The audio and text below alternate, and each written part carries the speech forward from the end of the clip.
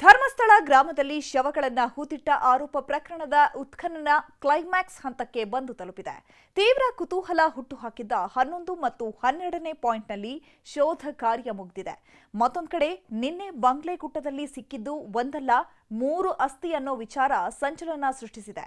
ಬನ್ನಿ, ಧರ್ಮಸ್ಥಳ ಕಾಡಲ್ಲಿ ಇವತ್ತು ಏನೆಲ್ಲ ಬೆಳವಣಿಗೆಗಳು ಆದವು ನೋಡೋಣ. ಕ್ಷಣಕ್ಕೊಂದು ಗೊಂದಲಗಳು ಈ ಪ್ರಕರಣದಲ್ಲಿ ಸೃಷ್ಟಿಯಾಗ್ತಾ ಇದೆ.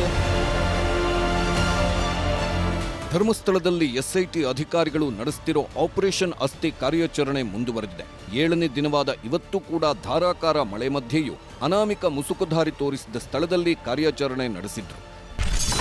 ಅನಾಮಿಕ ವ್ಯಕ್ತಿ ತೋರಿಸಿದ ಪಾಯಿಂಟ್ಗಳೆಲ್ಲ ಖಾಲಿ. ಧರ್ಮಸ್ಥಳದಲ್ಲಿಂದು ಗೊಂದಲದಲ್ಲೇ ಉತ್ಖನನ ಕಾರ್ಯ. ಧರ್ಮಸ್ಥಳ ಗ್ರಾಮದಲ್ಲಿ ಶವಗಳನ್ನು ಹೂತಿಟ್ಟ ಪ್ರಕರಣ ಗೊಂದಲದಲ್ಲೇ ಇದ್ದು ಉತ್ಖನನ ಕೂಡ ಗೊಂದಲದ ಗೂಡಾದಂತಿದೆ. ಅನಾಮಿಕ ದೂರುದಾರ ತೋರಿಸಿದ್ರಲ್ಲಿ ನಂಬರ್ 6 ಬಿಟ್ರೆ ಉಳಿದ್ಯಾವ ಪಾಯಿಂಟ್ಗಳಲ್ಲೂ ಎಸ್ಐಟಿ ತಂಡಕ್ಕೆ ಏನೂ ಸಿಕ್ಕಿಲ್ಲ. ಅದರಲ್ಲೂ 6ನೇ ಪಾಯಿಂಟ್ನಲ್ಲಿ ಸಿಕ್ಕಿರೋ ತಲೆಬುರುಡೆ ಚೂರು ಹಾಗೂ ಮೂಳೆಗಳು ಆತ ಹೇಳಿದ್ದಕ್ಕಿಂತ ಹಳೆಯದ್ದು ಅನ್ನೋದು ಬೆಳಕಿಗೆ ಬಂದಿದೆ. ಈ ಮಧ್ಯೆ ಇವತ್ತು 11 ಮತ್ತು 12ನೇ ಪಾಯಿಂಟ್ನಲ್ಲಿ ಉತ್ಖನನ ಮಾಡಲಾಯಿತು. ಮಳೆ ಮಧ್ಯೆ ಜೆಸಿಬಿ ಬಳಸಿ ಸುಮಾರು 6 ಅಡಿಗಳವರೆಗೂ ಅಗೆಯಲಾಯಿತು. ಆದರೆ ಫಲಿತಾಂಶ ಮಾತ್ರ ಶೂನ್ಯ. ಎಸ್ಐಟಿ ತಂಡ ಸಹಾಯಕ ಆಯುಕ್ತೆ ಮಧ್ಯೆ ಜಟಾಪಟಿ. ಪಾಯಿಂಟ್ ನಂಬರ್ 11ರ ಬಳಿ ಸಿಕ್ಕ ಅಸ್ಥಿ ಬಗ್ಗೆ ಗೊಂದಲ. ಇನ್ನು ನಿನ್ನೆ 11ನೇ ಪಾಯಿಂಟ್ ಅಗೆಯುವ ಬದಲು ಅನಾಮಿಕ ಅರಣ್ಯದೊಳಗೆ ಕರೆದುಕೊಂಡು ಹೋಗಿದ್ದ. ಅಲ್ಲಿ ಕಳೆದ 1 ವರ್ಷಗಳ ಹಿಂದೆ ಮರಕ್ಕೆ ನೇಣು ಬಿಗಿದು ಆತ್ಮಹತ್ಯೆ ಮಾಡಿಕೊಂಡಿದ್ದ ಪುರುಷನ ಅಸ್ಥಿಪಂಜರದ ಜೊತೆಗೆ ಆತ್ಮಹತ್ಯೆಗೆ ಬಳಸಿದ್ದ ಕೆಂಪು ಸೀರೆ ಪತ್ತೆಯಾಗಿತ್ತು. ಇಲ್ಲಿ ಪತ್ತೆಯಾದ 140ಕ್ಕೂ ಹೆಚ್ಚು ಮೂಳೆಗಳ ಪೀಸ್ಗಳನ್ನು ಸಂಗ್ರಹಿಸಲಾಗಿತ್ತು. ಇದೀಗ ಇದೇ ವಿಚಾರದಲ್ಲಿ ಎಸ್ಐಟಿ ಅಧಿಕಾರಿಗಳು ಹಾಗೂ ಸಹಾಯಕ ಆಯುಕ್ತೆ ಮಧ್ಯೆ ಗೊಂದಲ ಸೃಷ್ಟಿಯಾಗಿದೆ. ನಿನ್ನೆ 11ನೇ ಪಾಯಿಂಟ್ ಉತ್ಖನನ ಬದಲು ಹೊಸ ಸ್ಥಳ ಗುರುತಿಸಲು ಹೊರಟ ಸಹಾಯಕ ಆಯುಕ್ತೆ ಸ್ಟೆಲ್ಲಾ ವರ್ಗೀಸ್ ನಡೆಗೆ ಎಸ್ಐಟಿ ಅಧಿಕಾರಿಗಳು ವಿರೋಧ ವ್ಯಕ್ತಪಡಿಸಿದ್ರು.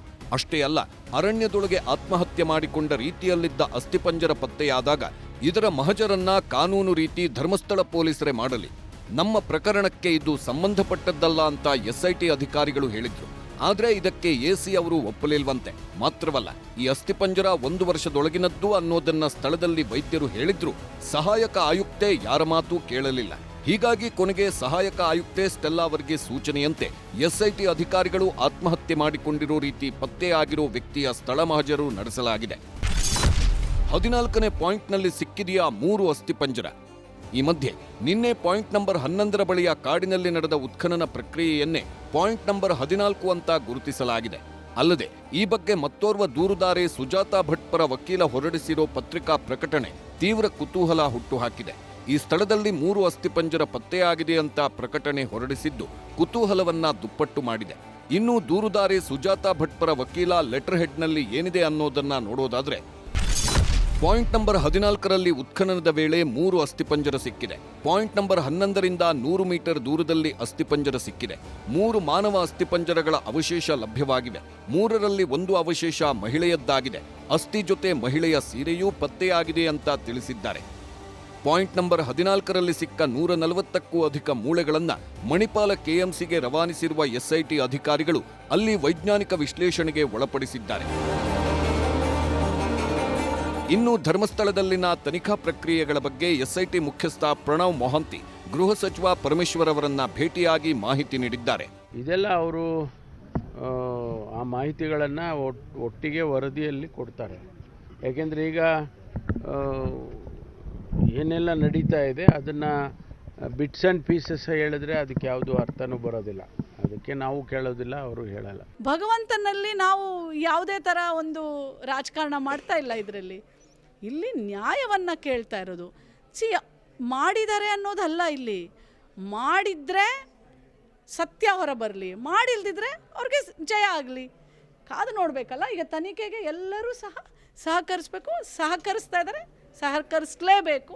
ತೀರ್ಪು ಖಂಡಿತ ಬರುತ್ತೆ, ನಾವೆಲ್ಲ ಕಾದು ನೋಡೋಣ. ಎಸ್ಐಟಿಗೆ ಮತ್ತೊಂದು ಪ್ರಕರಣದ ತನಿಖೆಯ ಹೊಣೆ. ಈ ಎಲ್ಲ ಬೆಳವಣಿಗೆಗಳ ಮಧ್ಯೆ ಧರ್ಮಸ್ಥಳ ಪೊಲೀಸ್ ಠಾಣಾ ವ್ಯಾಪ್ತಿಯಲ್ಲಿ ಬಾಲಕಿಯ ಶವ ಹೂಳಲಾಗಿತ್ತು ಅಂತ ಸಾಮಾಜಿಕ ಕಾರ್ಯಕರ್ತ ಜಯಂತ್ ಟಿ ಎಂಬುವರು ದೂರು ನೀಡಿದ್ರು. 3 ದಿನಗಳ ಹಿಂದೆ ಪ್ರಕರಣದ ಬಗ್ಗೆ ಮೊದಲು ಎಸ್ಐಟಿಗೆ ನೇರವಾಗಿ ದೂರು ನೀಡಲು ಬೆಳ್ತಂಗಡಿ ಎಸ್ಐಟಿ ಕಚೇರಿಗೆ ತೆರಳಿದ್ರು. ಆದರೆ ಪ್ರಕರಣ ನಡೆದ ಠಾಣೆಗೆ ಮೊದಲು ದೂರು ಸಲ್ಲಿಸುವಂತೆ ದೂರುದಾರ ಜಯಂತ್ಗೆ ಎಸ್ಐಟಿ ಅಧಿಕಾರಿಗಳು ಸೂಚಿಸಿದ್ರು. ಅದರಂತೆ ನಿನ್ನೆ ಧರ್ಮಸ್ಥಳ ಠಾಣೆಗೆ ತೆರಳಿ ಬಾಲಕಿಯ ಶವ ಹೂಳೋದನ್ನ ನಾನೇ ಕಣ್ಣಾರೆ ನೋಡಿದ್ದೆ. ಇದಕ್ಕೆ ನಾನೇ ಪ್ರಮುಖ ಸಾಕ್ಷಿ ಅಂತ ದೂರು ನೀಡಲಾಗಿತ್ತು.